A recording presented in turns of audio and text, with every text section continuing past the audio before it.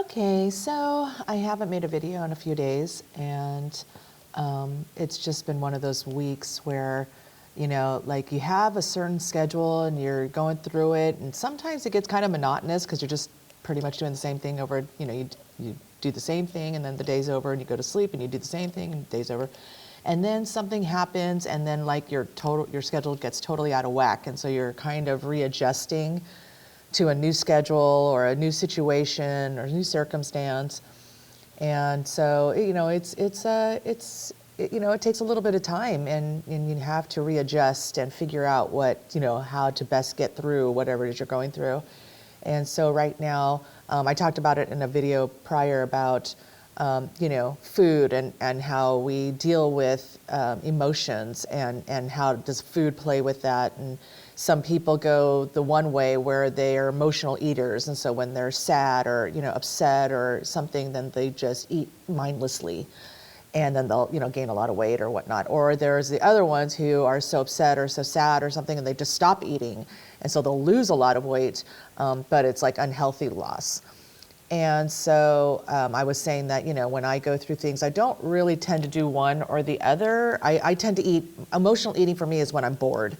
And so like I have to really consciously, not eat or not think about eating when I'm bored, if I don't have anything to do, or I have to try to just occupy myself, occupy my time so that I don't do it. And so, when you're going through some like grieving process, whether it's from a death or a breakup or something that's, traumatizing for you,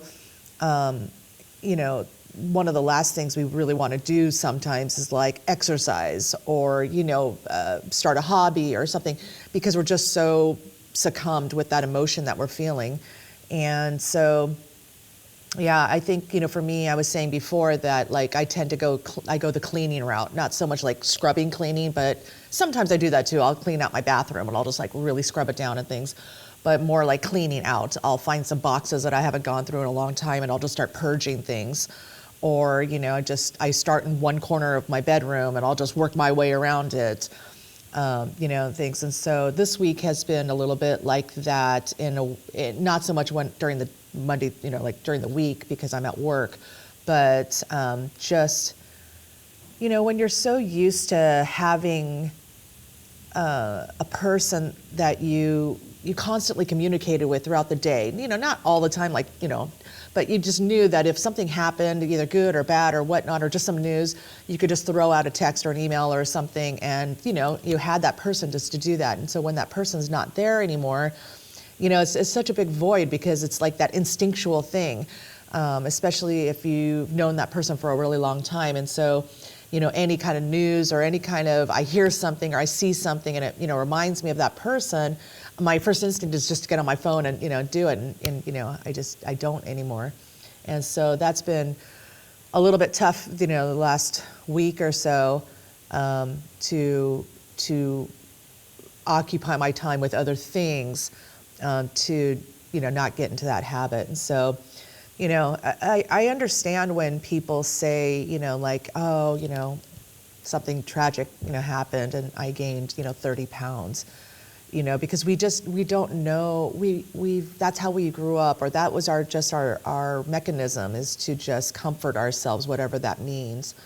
But we know in the end that once we get over that grieving process, we look back and it's like, what do I have to show for that? I have 30 more pounds, or I have, this or that. If you do the opposite where you stop eating, then, you're really in trouble about your health. You could really hurt yourself that way by not eating and things.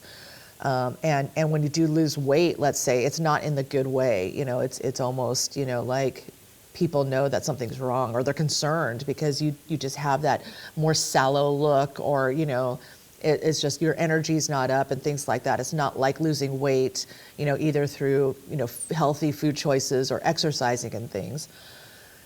So, I'm there with you. I'm saying this more for myself, but if you're watching this, I'm there for you too. I understand. We've all gone through it. We all go through things differently.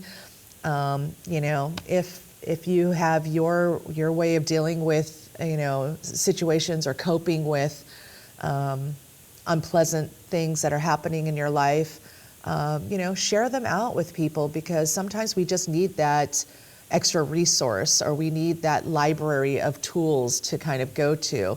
So if I'm going through something and whatever I normally do isn't working, then maybe I can try somebody else's suggestion.